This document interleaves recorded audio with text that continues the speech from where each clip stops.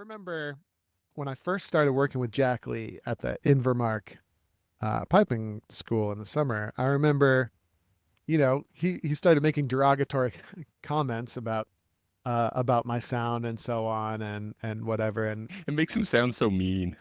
yeah, I mean, he softened a lot. I Just feel like he softened a lot. Like, m- you know, making fun of a yeah, kid. no, I mean, I was a kid that could handle it. Well, Yeah. certainly, because I mean, I was young hotshot piper, and Jack would say stuff like, "If you ever put a sheepskin on your bag, you would learn a lot about tone." And he knew what he Yeah. was doing by saying that. It upset me greatly because the suggestion is my current knowledge of tone was subpar. Yeah, I listened to a podcast that talked about all of the horrible violations of your privacy that all of the major browsers do. Yeah. So I don't use Yeah. any of them anymore.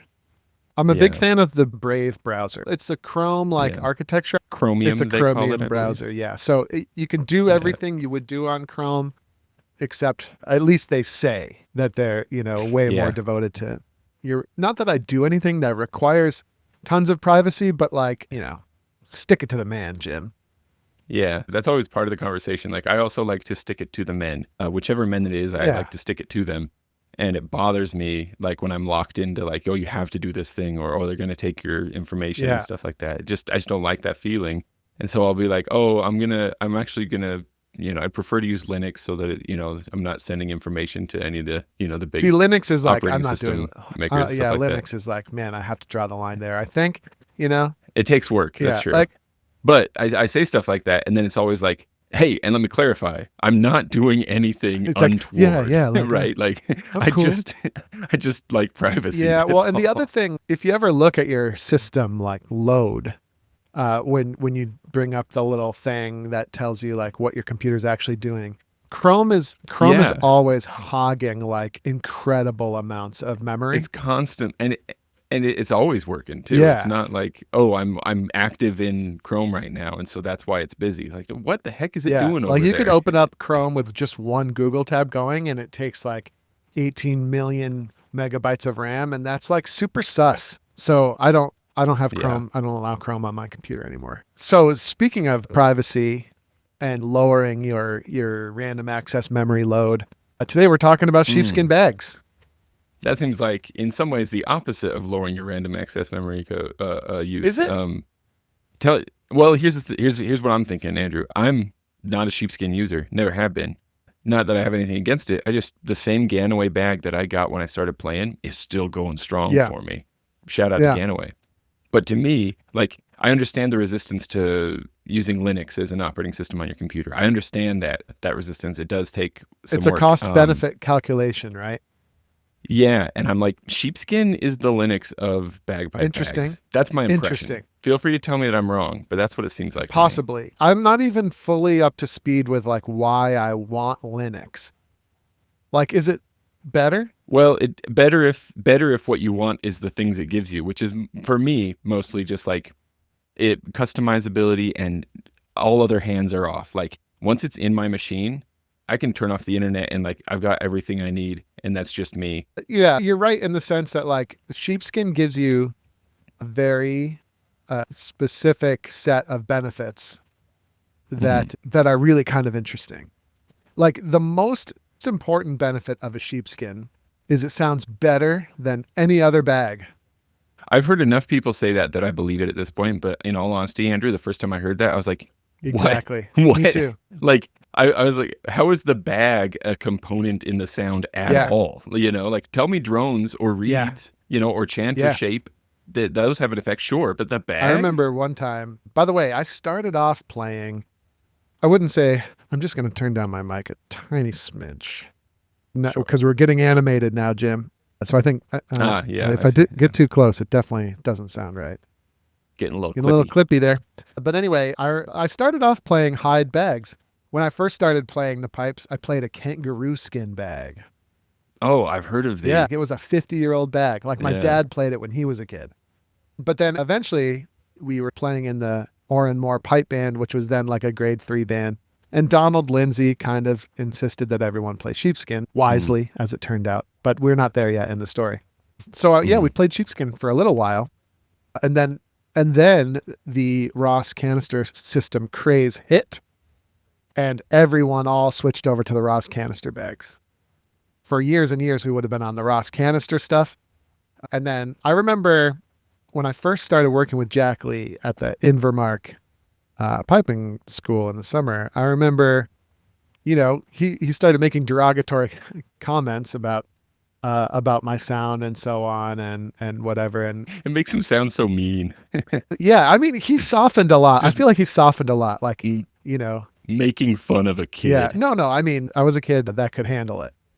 Well, or Yeah. certainly, because I mean, I was young hotshot piper, and Jack would say stuff like, "If you ever put a sheepskin on your bag, you would learn a lot about tone." And he knew what he Yeah. was doing by saying that. It upset me greatly because the suggestion is my current knowledge of tone was subpar, but he said it like, And so like it's like he's not just saying get better equipment. He's saying you're right, ignorant. exactly. You'd learn more Yeah, if exactly. yeah. You could join the club of people who actually understand tone if you just got a sheepskin. Yeah. And I remember feeling pretty upset and affronted and like, who the hell does this Jack Lee guy think he is? But it's a genius move by Jack because he knew exactly who he thought he was. And I agreed with who he thought he was, which was he's one of the world's greatest Yeah. players. Well, and to be clear too, like the reason that him being, and I air quotes here, air quotes mean, the reason that strikes me as funny is because the little I know of Jack is like, he's very nice. And so it doesn't make sense to me. Yeah. That's why it seems Well, funny. Jack's very nice, but like, I would later learn when I played in the SFU pipe band. I mean, you don't become the world's best without a little bit of intensity, And Sure, he it is. makes He's sense, very, yeah. Jack he's the man. He's very kind and very nice. But like when he wants you to know something, he'll let you know, if that makes sense. But I Does make digress. sense.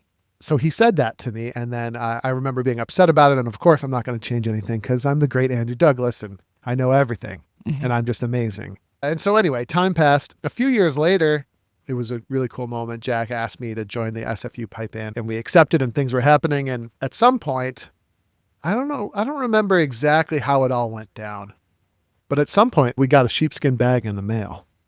I was at a boarding school, St. Andrews College. I got a sheepskin bag in the mail, and Jim McGilvery helped me tie it on. And Now, wait, was this like Harry Potter? Like, was it a mystery? no, Like, no. And some No, benevolent. it's like Terry's going I to see. send you a bag, and then he sent us a bag, and we got it all Okay. tied on. Or some maybe I was imagining you at boarding school, like receiving your sheepskin bag and looking up at the table where all the teachers sit, and somebody winking at you and being like, "Oh, a gift from a master." But anyway, to make a long story slightly less long, when I tied on the sheepskin bag, I had an instant epiphany, and my bagpipe sounded instantly incredibly better. And there was no Right and there away, was no huh? doubt about it. Sheepskin Huh. bags sound better than any other bag. Do you know why is this? Like, why does the sheep's skin offer better sound properties than the elk's skin or the cow's skin or the kangaroo's skin or the synthetic materials? Like, what's It's a different? good question. In general, bags made of hide sound better than bags that aren't. Okay, so like a kangaroo skin is going to sound pretty darn good. The L&M elk hide bags, those all Right. sounded Yeah. good, and they sound significantly better than their synthetic counterparts. And then what is better? I mean, I don't know. I don't know. Yeah. But it feels better, and it sounds better, and I like the sound of my pipes better. So there's something about that. I think it just has to do with, the embouchure and the environment that the reeds are doing their thing in. It might also have something to do with the fact that they're tied in very tightly and at a very singular fulcrum point. So possibly the drones and chanter themselves actually vibrate more freely. I don't know. And maybe if you play the oboe, you'd be constantly working on improving your embouchure to, get the best quality tone you could out of your oboe, right? So embouchure is the shape of your mouth and how you shape various parts of your mouth in order to get the great sound out of the oboe. I'm just guessing, but I think maybe the hide bags are a better embouchure environment. That's interesting. So anyway, I guess I could maybe it is similar to like there are some instruments like the oboe. I'm assuming I've never played the oboe, clarinet, but I could sure say that like yeah, flute. definitely didgeridoo, harmonica, flute, stuff Mhm. like that. The shape that you make your mouth and your throat in all of that does have effect on tone. And you might things be like asking that, the for question, sure. like, how could it possibly have an effect? Well, yeah, because like I could get a synthetic bag cut in exactly the same shape as a And it sheepskin wouldn't bag, sound as so good. it's got to be so it's got to be something Yep. else. It's not the shape. It might be the flexibility. It might be the tie-in. Don't know. I wonder if there's like a density of molecules in a sheep's skin that, like, if I held another hide bag and a sheepskin bag, maybe I could even feel it by like running it between my fingers, Yeah.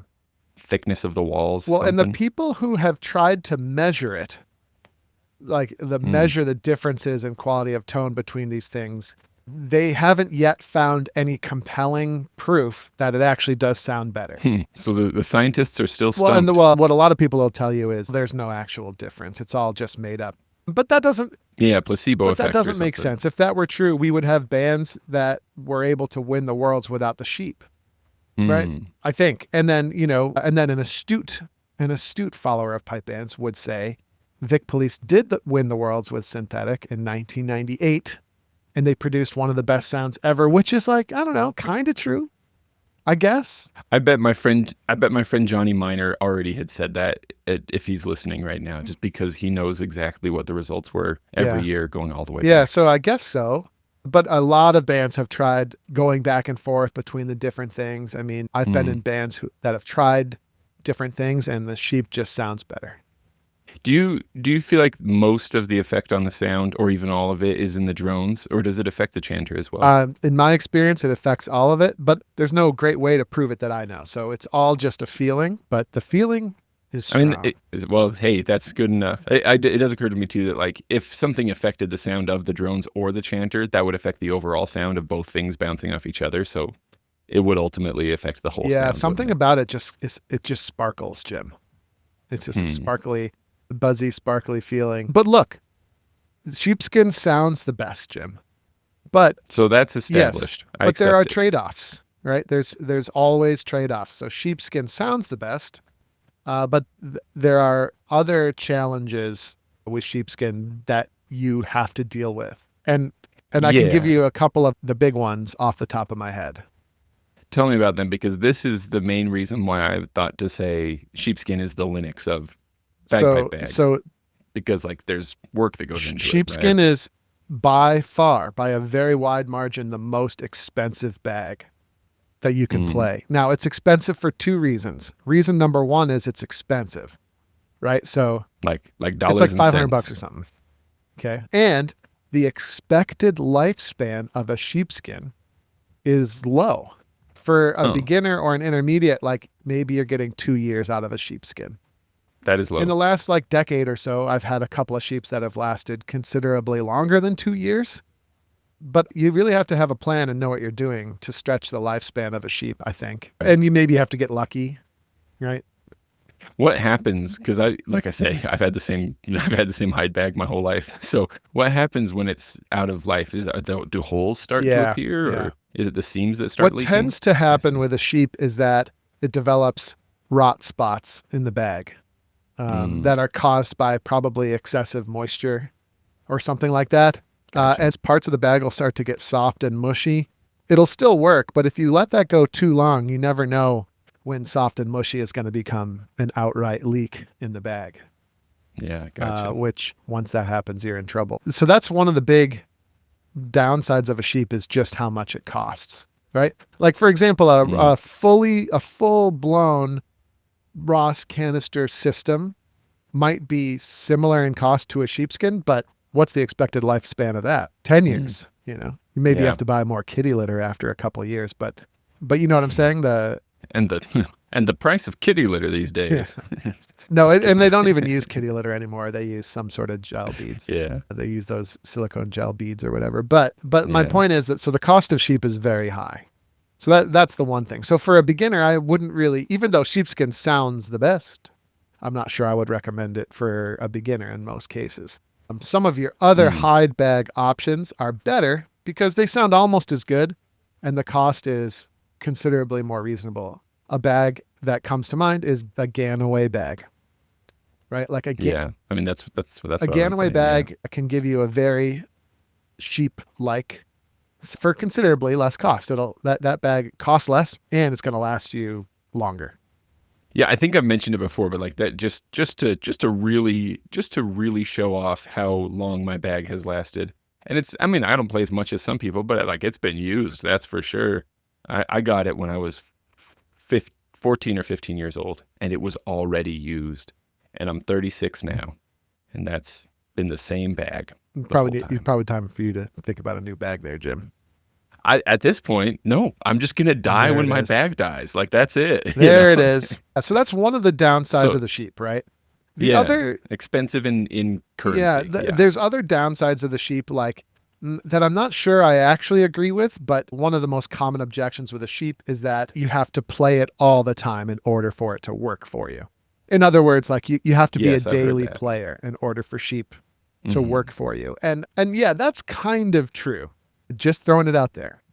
You have to be a daily player for all the other types of bags to work for you too, whether you realize it or not. But yes, Mm. no. The Hmm. point is like, yeah, if you don't play a sheepskin bag for 2 months or something, it's going to get all dried out and it's going to take quite a bit of work to get it going again, right? You got to play it and you might have to season it again and so on. And so, yes, so the sheepskin bag, I think I generally agree with that. It's for your player that's actually going to play a little bit on a regular basis. Hmm. So that's one thing. Yeah, that makes sense. Though that could be looked at as a bonus because if what you want is as many motivations as possible to keep you playing every day, an expensive bag that must be played every day, that's pretty strong Yeah. motivation to get you I to do it. actually think that like during the off season, I don't play the sheep every day. I've developed some tactics and so on to keep it going, even Yeah, though like a giant Ziploc that's bag, right. right? Yeah. Well, that's one of the tactics. Like this year, I've switched to exclusively storing my pipes in the bag all the time. I never Mm. used to do that. I only used to do that kind of like, when I was traveling or something like that. But now I just kind of do it all the time and it's helped a lot. Mm. And maybe we'll talk a little bit more about that later. But yeah, so you can go several days without playing your sheep without bad things happening. It can happen, but certainly you have to be careful and aware of that. So I think that's the other thing. And then related to that is the idea that sheepskin takes a lot more maintenance and a lot more work to maintain. That's the next thing. Do you feel like that's true? Like, do you have to rub it down with lanolin and stuff like that? What I think most people are thinking about when they say that is the seasoning. So you have to season the sheepskin bag using some sort of polyjuice potion that they sell you, right? Yeah. You've got to take the polyjuice potion and season the inside of the bag to keep everything airtight and also purportedly to help it manage moisture in a nice way. So you've got to season the sheepskin bag regularly, which, that's a big turnoff for some people. Do you feel like you have to season it more often than you would? Like my Ganaway bag, for example, I season it about twice a year.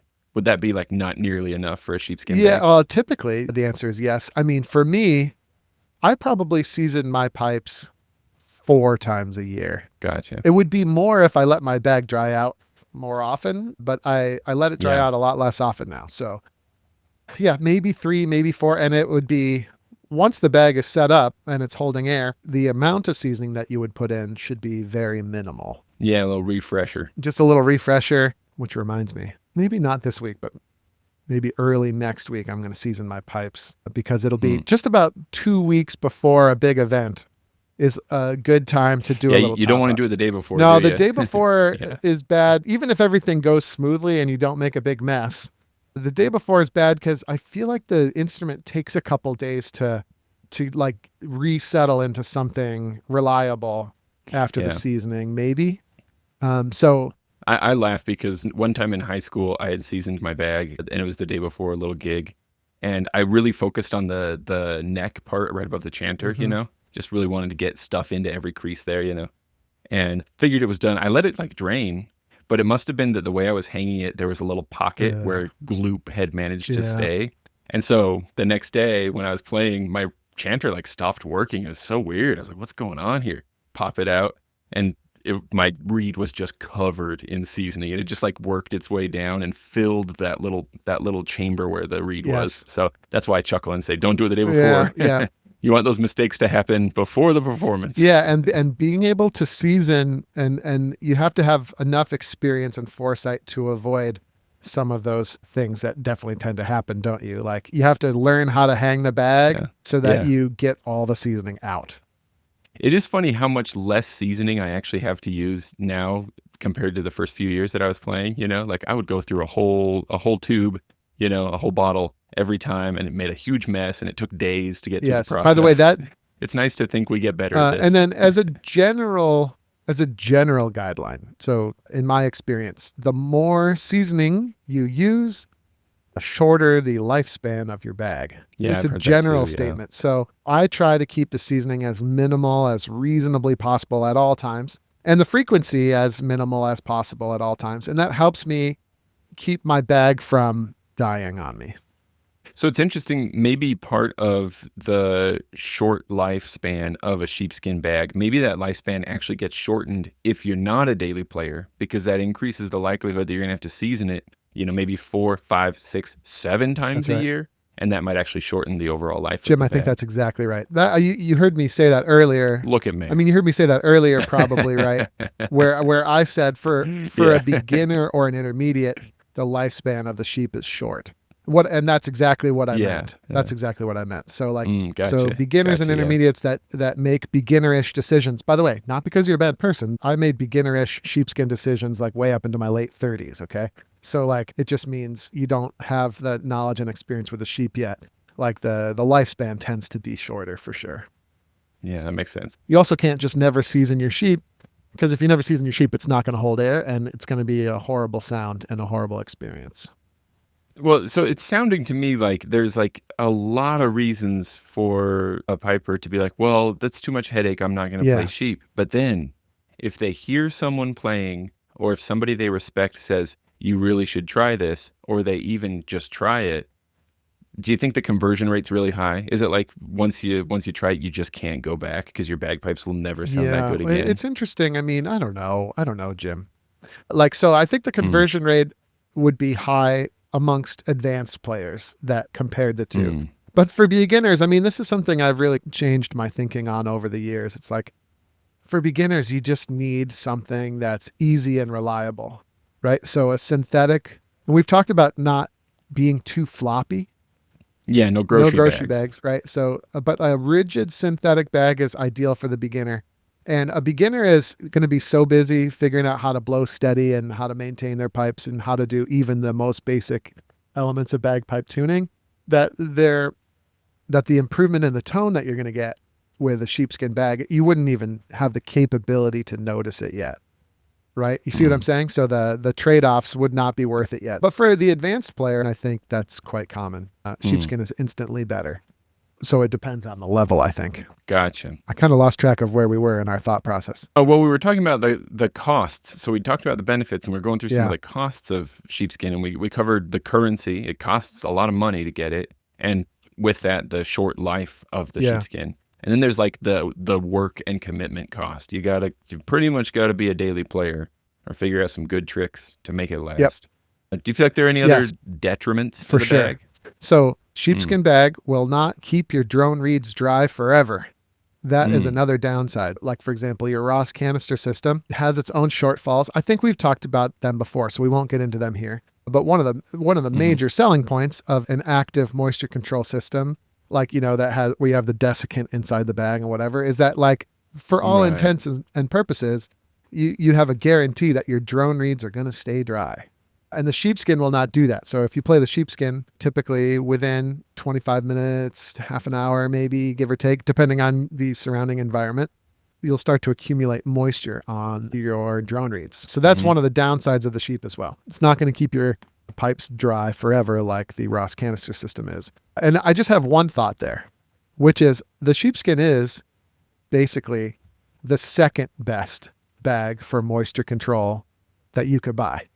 You see what I mean? So before we had the active moisture control systems, people played sheepskin because they felt that it handled moisture the best of all the options. And by the way, that included your standard synthetic bags, like your Gore-Tex bag. Like before they invented the active moisture control inside the bag, a sheepskin is going to handle moisture better than just a plain old Gore-Tex bag. So people still played sheep.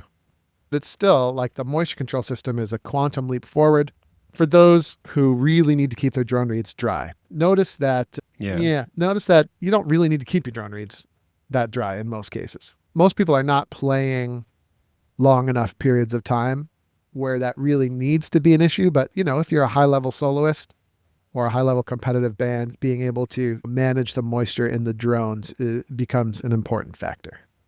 Yeah, the situations that come to my mind would be like outdoor, like funerals and stuff like that, outside in the cold. You could sure use some help there. And then maybe like playing for dancers. When a piper plays for dancers, like for a dancing competition, sometimes that's like hours of Yeah. play. So you might need 2 sets of pipes even to get through Yeah, that. or one set of pipes system where you can change the canisters. Right, yeah. But I'm curious, like I don't compete in P-Rock yet, maybe someday. But like, does that come into play at For all? sure. Like with the high level players who love sheepskin, is there some decision making that happens for those who are going to do P-Rock competition? Do they go, you know what, actually in this case, not going to do sheepskin, going to do a canister system because I want to be able to play for forever. Well, you're describing like the last 20 years of high level competition. So in the last 20 years or so, in my estimation, basically every basically not everyone, there's a couple of exceptions, but basically every high level solo player has come to the realization that the sacrifice in sound quality that you would make by abandoning the sheepskin is worth it in exchange for drone reeds that don't go out of tune. So, Jack Lee is a guy that used to play sheep and now synthetic. These are just people I know. So don't read into the actual names. But like I know Stuart Little has gone through the same sort of thing. Most young players just go straight to the synthetic setup for high level solos and spend very little time on sheep unless they play in the band. So yeah, everyone's changed over. Everyone.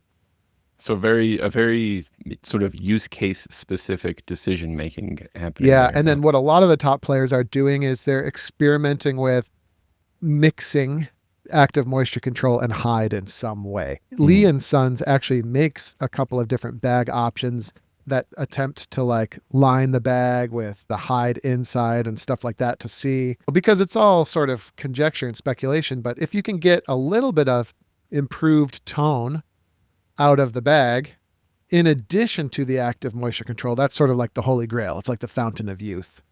Some people are playing a sheepskin bag with a zipper, and it's all disgusting and seasoned inside, and they have the active moisture control in there. Like, I don't know if Alistair Lee still does it or not, or if he's changed, but he would show up to a competition and he'd have these big rubber gloves that he'd put on so that he could put his hands inside the bag and change the canisters, and then without getting his hands all sticky. So yeah, there's all sorts of different combinations. That's sort of what I feel like I used to do when I played solos back in like 2006, 7, 8, maybe before that, 2004, 5, 6, maybe.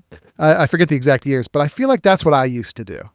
Well, I used to have a Ganaway bag for solos, and it was all seasoned up, and it would also have the canister in there. And you have to like change the canister, then your hands would get all sticky, and then you had to wash your hands. And then, but that's what I did. I remember in my mind, I was able to get a really nice tone that way, but that was a long time ago now.